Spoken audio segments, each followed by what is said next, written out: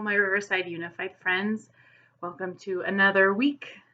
We are surviving, we're doing this, and it is unfolding as it is supposed to. And so today, and for this next week, I want us to think about returning to the mind of a learner. We have been required to be in this place, but I want to explore the ways that can actually be really beneficial for our well-being and mental health. There's a quote by Marcel Proust that goes, "The real voyage of discovery consists not in seeking new landscapes, but in having new eyes." And so there's actually a practice called returning to the beginner's mind that comes from Zen Buddhism. And it's the same idea as being a learner.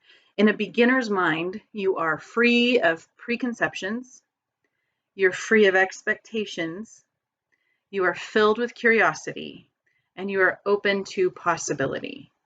So in order to begin this practice of returning to a beginner's mind, first we have to play with becoming acquainted with our ideas of how things are, our fixed ideas of this is the way that the world works, or this is what I can expect from this situation. If this experience, this pandemic has taught us anything, it's that we are less in control than we thought we were. So returning or beginning to practice being a beginner in your mind means we become aware of what those expectations are, and then we begin to loosen up our grip on them and essentially put our expectations in check. So another way to think about this or to practice this is to notice when you're shoulding on yourself or others. I like to use that phrase because should is a super common word in both our inner dialogue as well as how we express to one another. Even if you're empathizing with a friend, you might say he shouldn't have done that, or she shouldn't have done that, or we should, right? And so it's so common that we don't become aware of what the weight that word puts on us. And so shoulding sounds like something else, but I think it's the same feeling. And so notice when you say should to yourself, I should do this, I should do that, I should get that little laundry in, I should do more with my kids, I should cook dinner more frequently, or whatever it is, and just begin to notice how often that creeps up.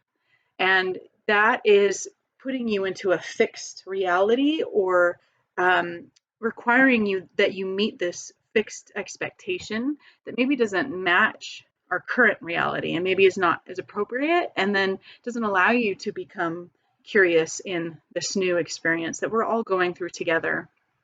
And so then another way to embrace or begin to embrace the beginner's mind is to really lean into curiosity.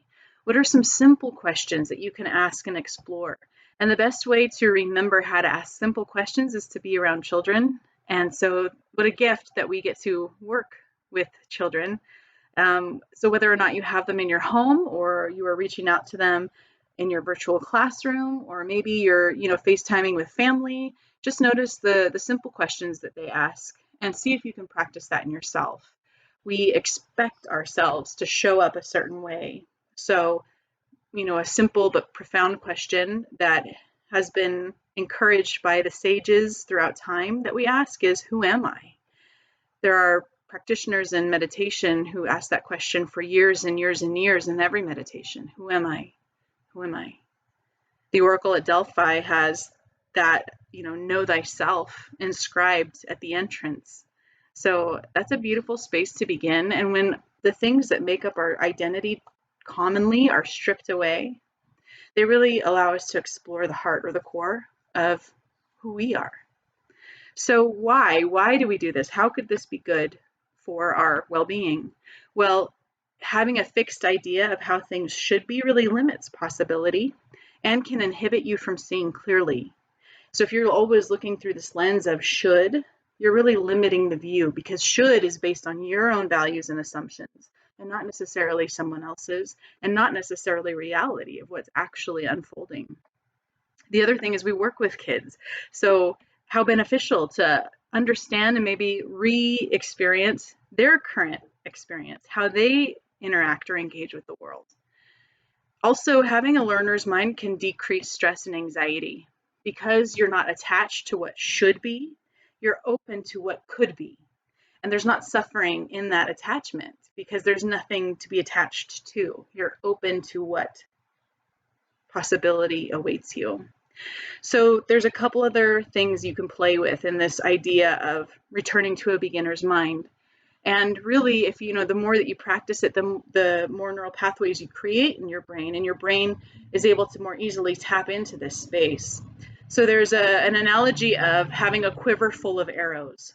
And if you have this quiver full of arrows and you're asked to practice hitting a target, you're not going to practice or be as careful as you would be if you only had one arrow. So the practice is remove the arrows. When you catch yourself in a moment where you are shoulding or feeling or suffering, feeling attached to a certain expectation of how you hoped or thought it would be or could be, remember that you probably have a quiver full of arrows. Can you remove those arrows? And if you only had one shot in this moment, if this moment was just this moment and then you wouldn't come back to it again, how would you live into it? How would you show up? How would you participate with that one arrow? Another way to play with this idea of a beginner's mind is to practice balancing poses. So you could Google YouTube videos for balancing poses, and they're really good for this practice because they're different for everybody every time. So I have practiced yoga for, my goodness, about 15 years.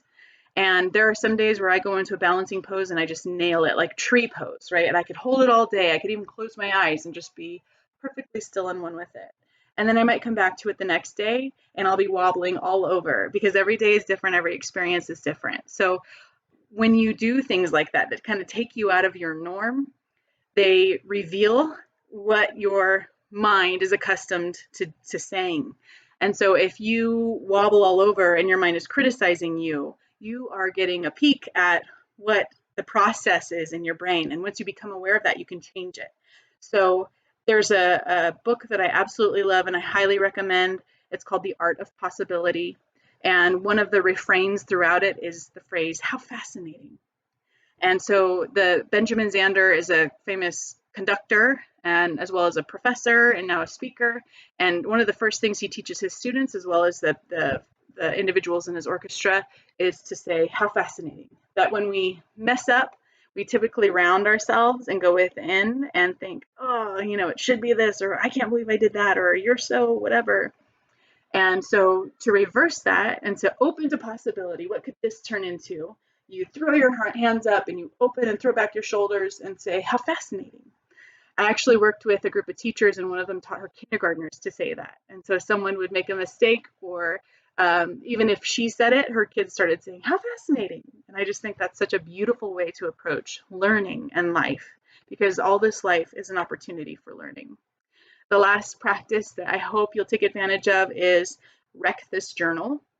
So when we are attached to expectations or having, you know, a high level of performance, it can feel counterintuitive to kind of do the opposite and make a mess of something. I often, when I'm leading a group and I do an exercise and have them crumple up a piece of paper, there's always a handful that are hesitant and ask, "Are you sure we're supposed to mess this up? We're supposed to crumple it up?"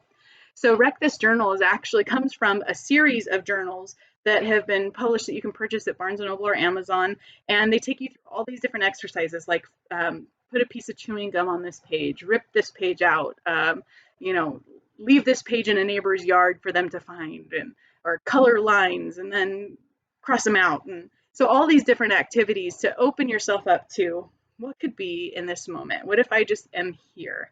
And so there is a PDF that you can download. It went out in our Wellness Opportunities email from Tim Walker. If you can't find it there, you can just email me at dmtwiss@riversideunified.org. And you can print it out. You can even do it with your kids at home or forward it to your friends and have you guys do it together. But they're just simple practices that are kind of counterintuitive to our excellence culture. And they can really help you tap into that space of what does it look like for me to be a learner and engage with the unknown and open to possibility. So I hope you're well. I hope you and your family and loved ones are safe and healthy. And know that I'm here for you if there's ever any way I can support you. We love you and we are cheering you on. Way to go, Riverside Unified. We got this. All right. Until next time.